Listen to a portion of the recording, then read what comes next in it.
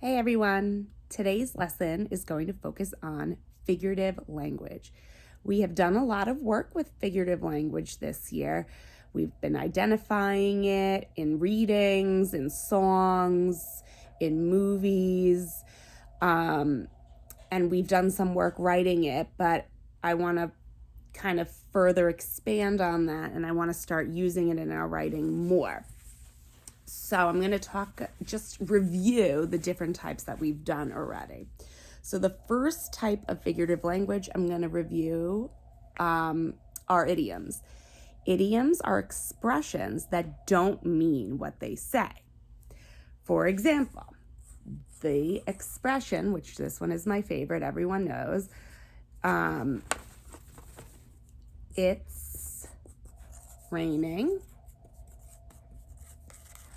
cats and dogs.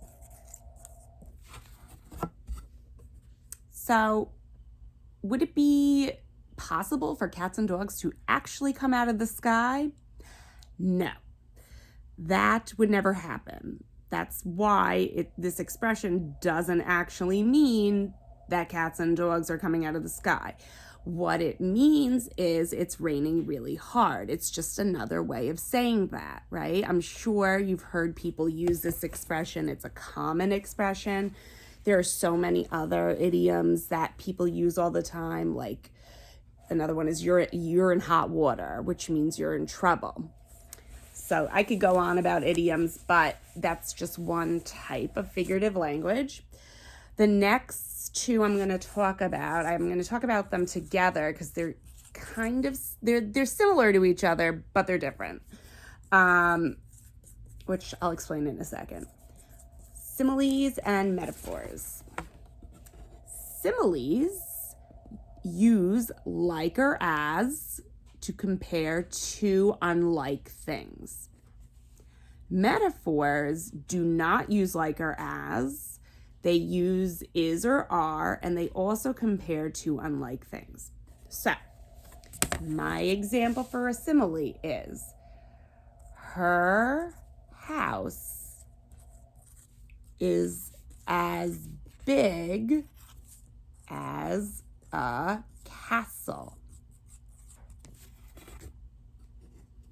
So, I compared using as. Here's my as, okay? And I compared her house to a castle. So what I'm saying there is that she has a really big house, okay? Now, a metaphor that I'm going to write is her smile is the sun. So my word that signifies a metaphor here is, okay? And I'm comparing her smile to the sun, meaning maybe it brightens up my day, it makes me happy when she smiles, okay? It's an exciting way of speaking, of writing. It makes your writing more interesting. I love figurative language, and I'm sure you don't even realize it, but especially similes and metaphors are in a lot of your favorite songs. The next type of figurative language I'm going to talk about is personification. Personification has the word person in it for a reason. It's giving human qualities to non-human things or objects. So, for example, I could say, I'm going to use the sun again because I like the sun. I'm going to say, the sun smiled at me.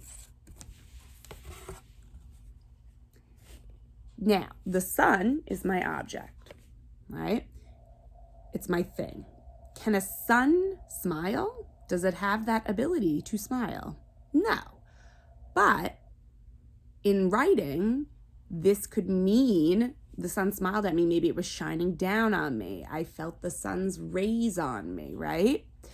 It's just another way of writing that. It makes it more interesting. It makes you have to infer what's going on. So my human quality was smiled. So my next type of figurative language I'm going to talk about is alliteration. Alliteration is when every word or almost every word in the sentence starts with the same letter or sound. So, for example, Mindy Mouse munched on marshmallows.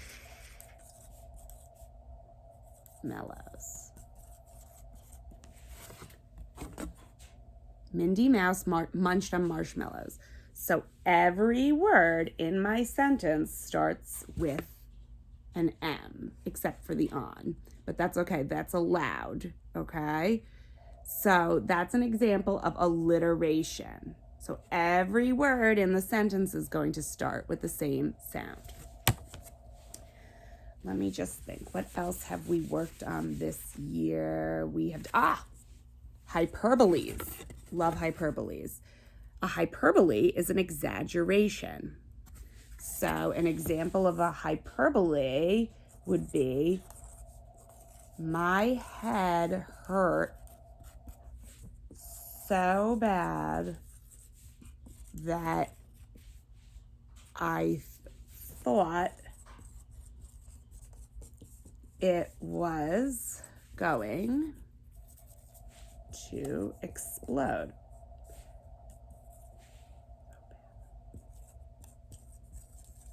My head hurt so badly that I thought it was going to explode. Can your head actually explode? No, it's not actually going to explode. But when you have a really bad headache, it might feel like that. You might exaggerate and say, oh my gosh, it feels like my head's gonna explode. That's a hyperbole. You probably use them all the time and don't even realize it. Our next type of figurative language is onomatopoeia. Onomatopoeias are just sounds written out. Boom, pop, crackle, sizzle.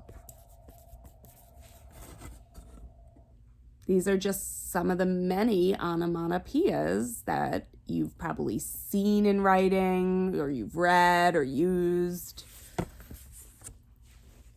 So I'm pretty sure, I think those are all my main ones. I'm trying to think if I've missed any. But this is just a way to make writing more exciting. Sorry, closing my marker.